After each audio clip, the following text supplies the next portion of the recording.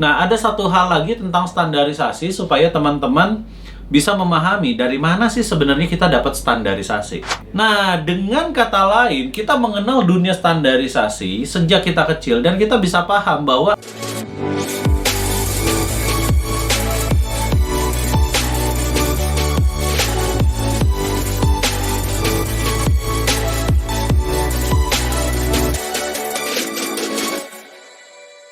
halo para parents, apa kabar? Di video sebelumnya saya sudah berbicara tentang standarisasi ya. Standarisasi yang kita terapkan, teman-teman bagusnya punya buku untuk standarisasi. Jadi teman-teman bisa mereview, merefleksikan, mencerminkan dirimu supaya nggak lagi yang namanya ada perlawanan dari anak terhadap diri kita.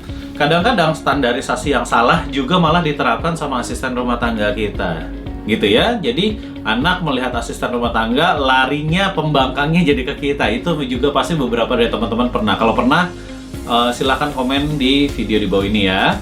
Nah, ada satu hal lagi tentang standarisasi supaya teman-teman bisa memahami dari mana sih sebenarnya kita dapat standarisasi ya. Standarisasi dalam keluarga tentu aja. Nah, ini adalah satu hal yang teman-teman, saya akan kembali ke buku standarisasimu. Jadi pastikan teman-teman sudah punya buku standarisasinya ya. Nah, di buku standarisasi itu sudah dipastikan kita pertama kali dapat standar keluarga dari mana?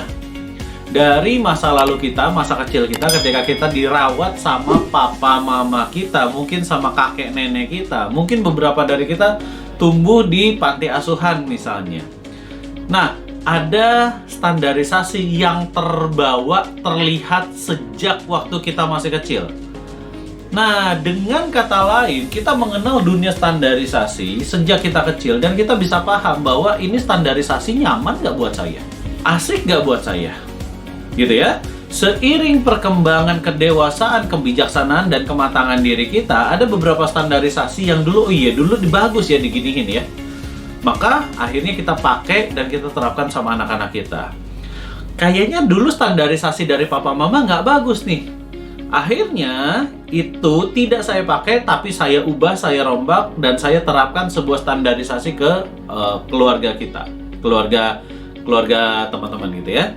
Nah, dari sini yang teman-teman harus tahu adalah belum tentu semua standarisasi yang kita terapkan dan kita miliki, kita ambil dari orang lain, akhirnya menyebabkan sebuah kedewasaan dan pengajaran yang baik di dalam sebuah family. Contohnya begini, standarisasi yang pernah terjadi ya, bahwa hari Minggu harus tetap bangun jam 7 pagi misalnya, atau hari Minggu tetap bangun jam 6 pagi.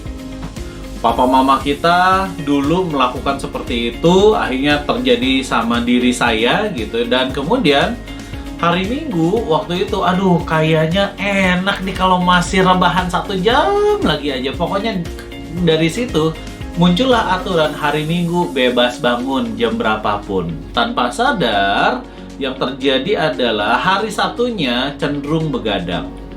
Misalnya begitu ya. Nah, hal-hal yang seperti itu, apakah sudah ada standarisasi tertentu? Ini yang teman-teman yang harus lihat dari masa lalu kecilnya kita mendapatkan standarisasi apa dari orang tua kita, gitu ya. Tentu ada konteksnya. Contohnya, kalau konteksnya hari Minggu biasa, ya mungkin boleh gitu ya. Atau kalau di keluarga saya tetap menerapkan bangun jam 6 pagi. Tapi kalau misalkan konteksnya adalah liburan panjang 2 minggu atau liburan kenaikan kelas, maka ada standarisasi yang berbeda yang perlu diterapkan sama anak-anak kita. Nah, itu teman-teman butuh banget. Salah satu standarisasi yang pengen banget orang tua adakan terhadap anak adalah yang namanya nilai kesopanan, betul ya? Dan ini standarisasi yang agak sedikit membingungkan untuk anak-anak. Kenapa? Karena kalau kita datang nih tamu teman kita sendiri gitu ya, nah panggil dong Pak, Om, Tante, apa kabar dan lain sebagainya. Kita kan menginginkan itu. Tetapi yang terjadi adalah standarisasi yang si anak lihat. Yang terjadi adalah yang standarisasi yang anak lihat bahwa orang tua sama tante sama om kok cara ngomongnya berbeda ya. Nah, Di area tertentu, anak-anak akan belajar tentang standarisasi dan mulai mengkontekskan di dalam pikirannya untuk dapetin standarisasi yang berbeda. Karena jelas sebagai anak, Om apa kabar? Om selamat pagi, Om selamat siang, Om saya makan dulu ya, Om saya istirahat dulu ya, Om saya belajar dulu ya.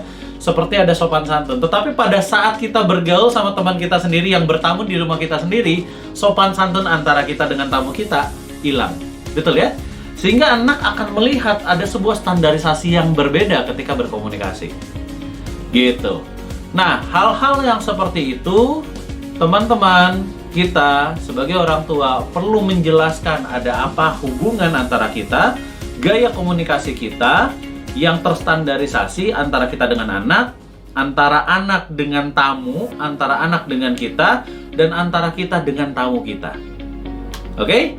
Nah, itu yang akan jadi PR teman-teman untuk bisa menciptakan sebuah standarisasi, plus juga sekaligus memahami standarisasi sesuai dengan konteksnya masing-masing. Oke?